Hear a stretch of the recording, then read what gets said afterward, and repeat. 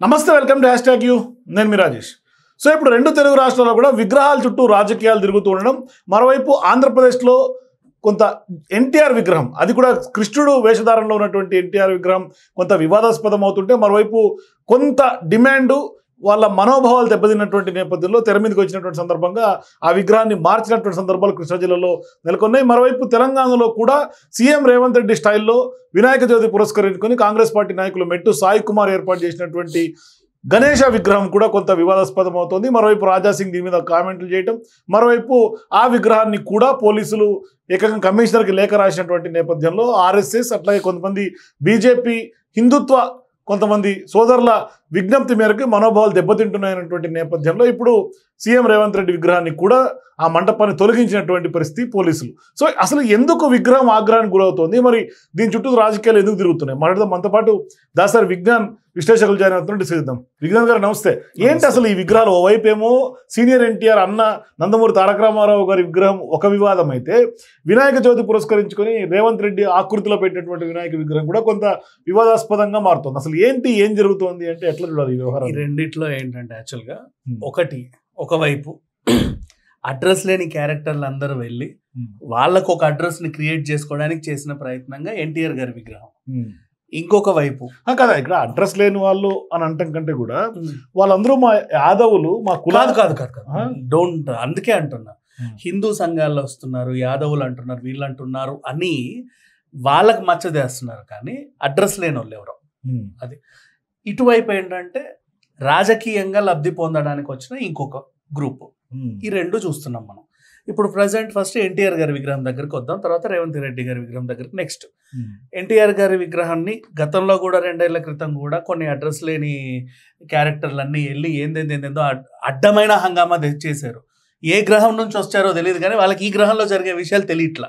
విషయం ఏంటంటే వాళ్ళు అన్నింది ఒక్కటే పాయింట్, ఎన్టీఆర్ గారి రూపంలో కృష్ణుడు మాకు అభ్యంతరం, నెక్స్ట్ జనరేషన్లో ఇవి ఇట్లనే ఉంటాడేమో అనుకుంటారు, అది మాకు అభ్యంతరం.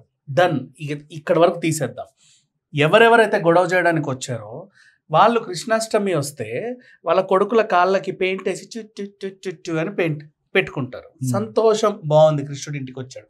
వేషం కూడా చిన్ని కృష్ణుడు వేషం వేస్తారు. జెండర్తో సంబంధం లేకుండా ఆడపిల్ల పుట్టినా మగబ్బాయి పుట్టినా వేస్తారు.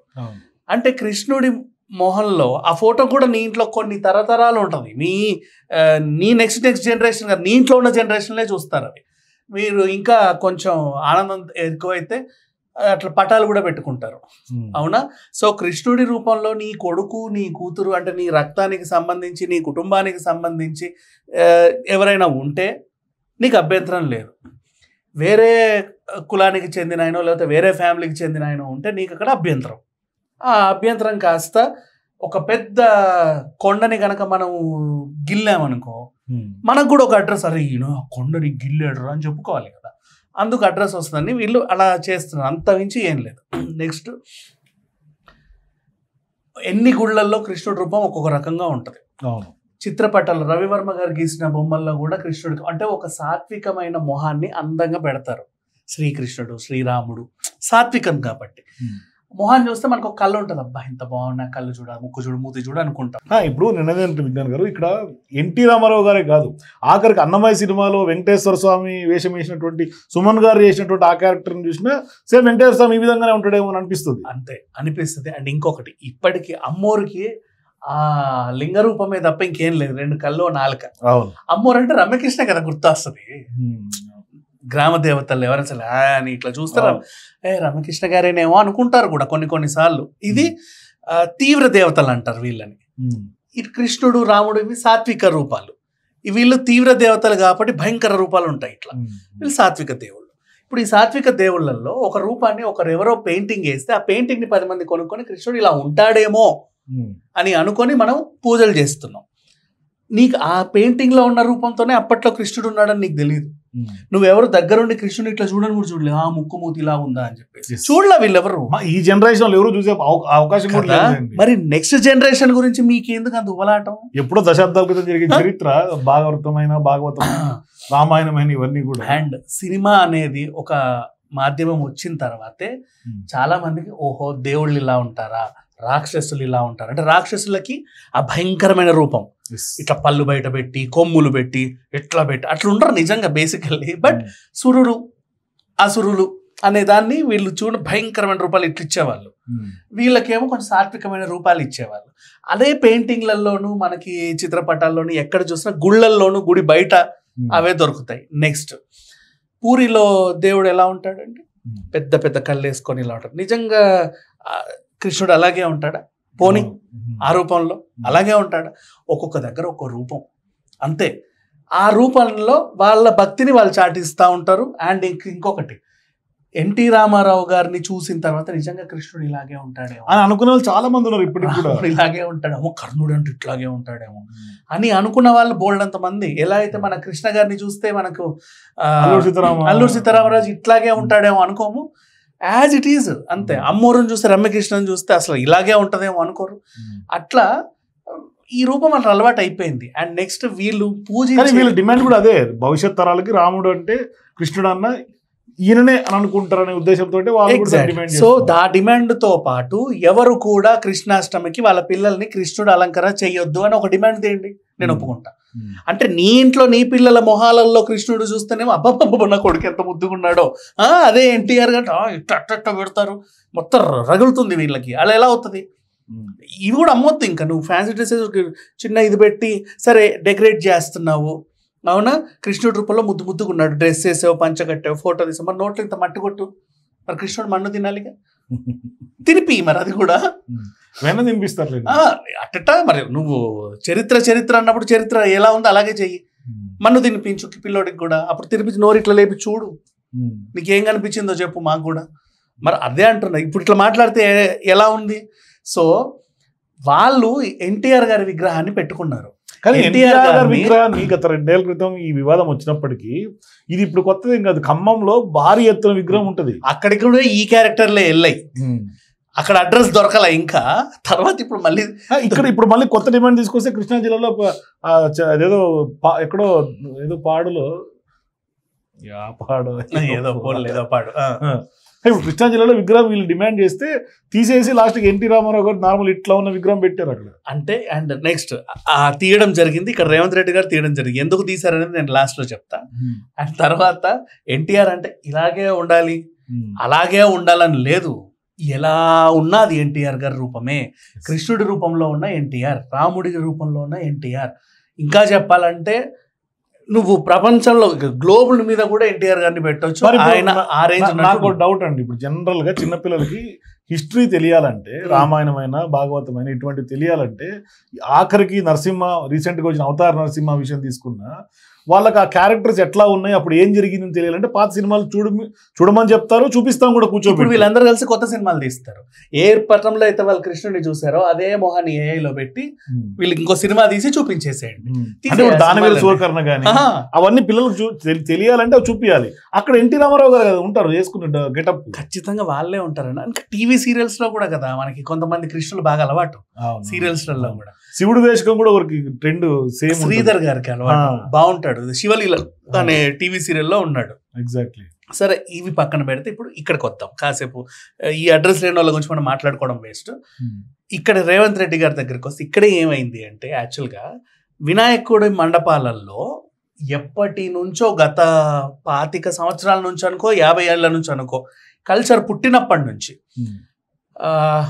100 రూపాయల నోట్లో వినాయకుడు, క్యారెట్లతో వినాయకుడు, వంకాయలతో వినాయకుడు, లేకపోతే కొబ్బరికాయలతో వినాయకుడు, డ్రై ఫ్రూట్స్ వినాయకుడు, చాలా ఎగ్జాక్ట్లీ ఖాదీ వస్త్రధారులు వాళ్ళు ఆ రీల్స్ తోనో దారపుండలతోనో వినాయకుడిని చేస్తారు. ఇంకొంతమంది ఇంకోలాగా ఇప్పుడు గిటార్ రూపంలో వినాయకుడిని చేసిన వాళ్ళు ఉన్నారు. నెక్స్ట్ సినిమా అభిమానులు వాళ్ళ అభిమాన హీరోలను చూసుకున్నారు. పుష్ప వినాయకుడు, బాహుబలి వినాయకుడు, ఈగ వినాయకుడు, ఇట్లాంటి వినాయకుడు. అంటే క్రికెట్ అభిమానులు ఐపీఎల్ వినాయకుడు, సాకర్ వినాయకుడు. అంటే వీళ్ళు ఏంటంటే వాళ్ళు అభిమానించే ఏదైనా ఉన్నా లేదా వాళ్ళ త్రిబుల్ ఆర్, బాహుబలి, ఇక చాలా ఉన్నాయి. ఇప్పుడు ఆపరేషన్ సింధూర్, ఇట్లా చాలా వినాయకులు, ఆపరేషన్ సింధూర్ వినాయకుడు కూడా ఉన్నాడు.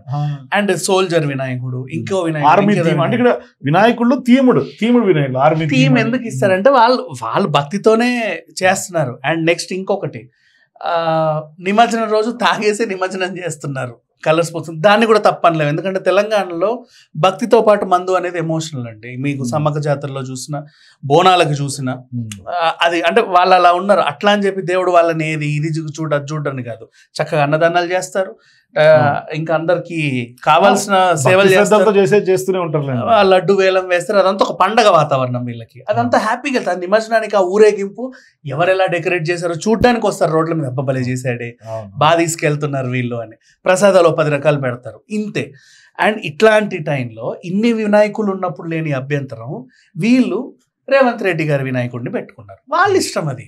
వాళ్ళ ఇప్పుడు ఎవరినైతే చూడాలనుకుంటున్నారో వాళ్ళ భక్తితో కొలుచుకుంటున్నారు, అది వాళ్ళ పర్సనల్ థింగ్. దాన్ని మీరు ఎలా వివాదం చేస్తారు? దీన్ని వివాదం చేస్తే ఇప్పుడు ఇప్పుడు 2 వర్షన్స్ చెప్తాను నేను.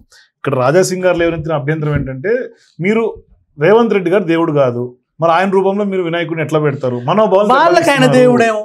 ఇప్పుడు నీ నియోజకవర్గంలో నిన్ను అభిమానించే వాళ్ళకి నువ్వెట్లా సార్ దేవుడు అంటారు, ఆయన కూడా అంతే.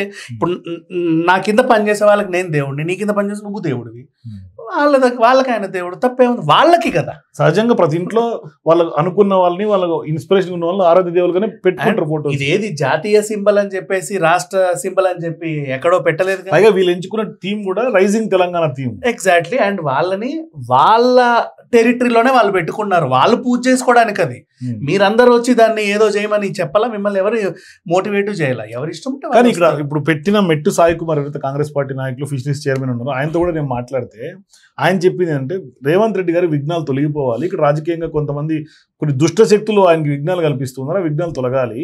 మేము ప్రతిష్ఠించింది వినాయకుడినే కానీ రేవంత్ రెడ్డిని కాదు. మేమేం రేవంత్ రెడ్డి గారిని పూజించలేదు, మేము భక్తితోటి వినాయకుడి రూపమన్నే మేము అక్కడ పెట్టాము. అక్కడ ఏంటంటే మరి ఆయన గతంలో పాదయాత్ర చేసినప్పుడు ఉన్నటువంటి ఏదైతే కటౌట్ ఉందో ఆ కటౌట్ని యాజ్ టీజ్గా కొంచెం మార్చుకొని ఆ స్టైల్లో పెట్టాము తప్పితే మేము వినాయకుడినే ప్రతిష్ఠించామని చెప్తున్నారు ఆయన. వాళ్ళ పర్సనల్ అండి. కానీ వీళ్ళ మనోభావాలు దెబ్బతింటున్నాయి. ఎలా దెబ్బతింటు? మరి నీకు బాహుబలి వినాయకుడికి ఎందుకు నీ మనోభావం దెబ్బతింటా? అంటే నీకు నిజంగా నీ మనోభావం నిజమా కాదా అనేది నాకు ఇప్పుడు డౌట్ వస్తుంది. నీ మనోభావం నిజమైతే వినాయకుడు క్రికెట్ బ్యాట్ పట్టుకున్నప్పుడే నీ మనోభావం దెబ్బతినాలి. వినాయకుడు ఇంకేదో చేసినప్పుడు నీ మనోభావం దెబ్బతినాలి. లగాన్ సినిమా థీమ్ కూడా వేసారు. లగాన్ సినిమా అప్పుడు నీ మనోభావం దెబ్బతినాలి. పుష్ప తగ్గేదిలే. ఇంకా పుష్పని ఏమన్నారు? అవార్డు ఇచ్చినా కూడా స్మగ్లర్ అన్నారు. మరి స్మగ్లర్ వినాయకుడిని కూడా నువ్వు యాక్సెప్ట్ చేసావు, బాహుబలి వినాయకుడిని యాక్సెప్ట్ చేసావు, RRR వినాయకుడిని యాక్సెప్ట్ చేసావు. Then what happened? ఇప్పుడు ఏమైంది? నీ ప్రాబ్లం ఏంటి? సో అప్పుడు కానీ మోదీ రూపంలో కూడా గతంలో పెట్టారు వినాయకుడిని కూడా మెట్టు సాయి కుమార్ చెప్పాడు ఇందాక. అయితే అక్కడ దెబ్బతిన నీ మనోభావం ఇక్కడ దెబ్బతినిందంటే నీకు ఇంటెన్షనల్ ఏదో ఫీలింగ్ ఉందనే కదా. అది మనోభావం కాదు కదా. అది మనోభావం కానప్పుడు దానికి మన వాల్యూ ఎందుకు ఇవ్వాలి? అంటే రాజకీయంగా నీకు ఏదో దురుద్దేశంతో నువ్వు చేయాలి. పోలీసులు ఎందుకు తీసేయాల్సి వచ్చింది? ఇప్పుడు అక్కడ NTR గారి విగ్రహాన్ని తీశారు, ఇక్కడ దీన్ని తీశారు. తీసిన వెంటనే ఎవరైతే గొడవలు చేశారో మీసాలు తిప్పాల్సిన అవసరం లేదు. ఎందుకు చెప్పనా? ఒరేయ్, మేము ఇది పెట్టడం వల్ల నువ్వు వెళ్ళి వాణి తంతున్నావు, వాడొచ్చి నిన్ను తంతున్నాడు, మీరిద్దరు తలలు జుట్టు బీక్కుంటారు, మీరిద్దరు ఎగిరెగిరి తన్నుకుంటున్నారు, మా వల్ల మీరెందుకు పండగ పూట తన్నుకు సావడం, సరే మేమే తీసేస్తామని వీళ్ళు చక్కగా తీసేశారు. అక్కడ టీడీపీ నేతలైనా అలాగే తీశారు, ఇక్కడ ఇప్పుడు మీరు చెప్పిన అబ్బాయి అయినా అలాగే తీశారు. నిజం. వీళ్ళ ఉద్దేశం ఏంటి? మీరు కొట్టుకు చావమని కాదు. పండగ పూట మేమేలా భక్తి శ్రద్ధలతో మేమేలా ఉంటున్నామో మీరు కూడా అలాగే ఉండాలి. వీలైతే రండి అన్నదానంకి, వీలైతే రండి పూజల్లో పాల్గొండి, వీలైతే రోజు రండి ప్రసాదాలు తీసుకోండి, అట్లా వీలైతే రండి లడ్డు వేలానికి కూడా హ్యాపీగా పాల్గొనండి. ఇది వీళ్ళ మెయిన్ మోటివేషన్. కానీ మా విగ్రహం వల్ల మీరు కొట్టుకు చేస్తున్నారు. వీళ్ళని వాడిని తంతున్నాడు, వాడొచ్చి వీడిని తంతున్నాడు. మరి ఇప్పుడు వీడు తన్నుకు చావడం వల్ల అంటే మా వల్ల మీరెందుకురా తన్నుకు చేస్తారు పండగ పూట? మా ఉద్దేశం మీరు తన్నుకు చావాలని కాదు, అందుకని చెప్పేసి ఆయన అది చేశాడు. ఇది ఓవరాల్గా చెప్పింది. ఇక్కడ విగ్రహాన్ని పెట్టడము వాళ్ళ పర్సనల్ ఫీలింగ్ అయితే, విగ్రహాన్ని తీయడం కూడా వాళ్ళ గొప్పతనమే. మీరు కొట్టుకు చావకండి అని అంటే మీరు వచ్చి తీయనగానే అబ్బా తీసేసాడు ఇట్లా మీసం తిప్పాల్సిన అవసరం లేదు. ఎవడు అందుకు తీయడు. అంత తీయించే దమ్ము కూడా ఎవడికి లేదు చెప్పాలి అంటే. బట్ తీశారు అంటే దాని అర్థం కొట్టుకు చావకండి, పండుగ పూట హ్యాపీగా ఉండండి. ఎందుకు మా వల్ల మీరు ఎందుకు వస్తున్నారు? మేమేదో చేద్దాం అనుకున్నాం, మిమ్మల్ని కొట్టుకోమని మేమేం చేయాల, ఆ ఉద్దేశంతో వీళ్ళు తీశారు. సో మొత్తం మీద అయితే మాత్రం విగ్రహ వివాదాలు సద్దు మనకి, కానీ ఆగ్రహం అయితే తెప్పించింది. Thank you విఘ్నేంద్ర. సో మొత్తం మీద మీరు కూడా ఈ వీడియో చూసిన తర్వాత విగ్రహాలు తీయాల్సినటువంటి ఆవశ్యకత ఎందుకు వచ్చింది, ఎందుకు పెట్టాల్సి వచ్చింది, ఎందుకు తీయాల్సి వచ్చింది, నిజంగానే శ్రీకృష్ణుడి వేషధారంలో NTR రామారావు విగ్రహం ఉంటే తప్పేంటి? మీ అభిప్రాయాల కింద కామెంట్స్ తెలియజేయండి. For more videos please watch #.